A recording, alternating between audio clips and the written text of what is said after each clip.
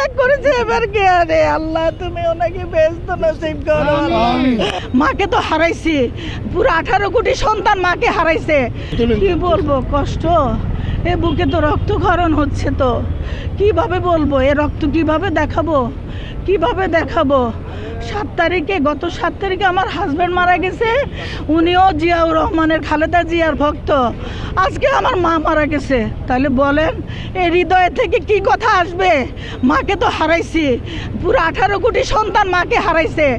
আপনাদের এখন একটাই কথা, শেখ হাসিনার বিচার চাই, শেখ হাসিনার বিচার চাই। বিষক্রিয়া করে আমার মাকে হত্যা করেছে, আমরা শেখ হাসিনার বিচার চাই।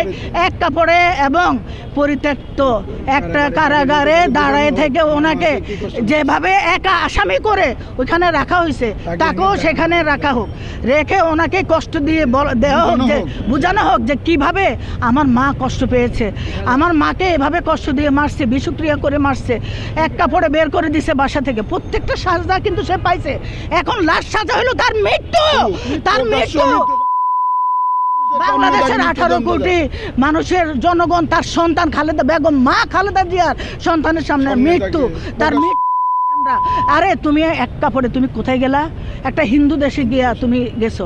আমার মা যাওয়ার সুযোগ ছিল, আমার মা তো আমাদেরকে ছেড়ে যায় নাই। নায়াসিনামাইড ও স্যালিসাইলিক সমৃদ্ধ লিলি ফেস ওয়াশ, যা ফেসের ডেড স্কিন সেল দূর করে দেয় দ্বিগুণ ফাস্টার ব্রাইটেনিং। আমার মা তো দেশের মানুষ ছেড়ে যায় নাই, আর সন্তানদেরকে ছেড়ে যায় নাই, এই মাটি ছেড়ে যায় নাই। আজকে সেই মাটিতে সে শায়িত হবে ইনশাল্লাহ। তাকে ভালোবাসা, অনেক ভালোবাসা নিয়ে শায়িত হবে আমার মায়ের। এবং এই শেখ হাসিনা মৃত্যুর ভয়ে এক কাপড়ে পলাইছে, কিন্তু আমার মা পলাই নাই।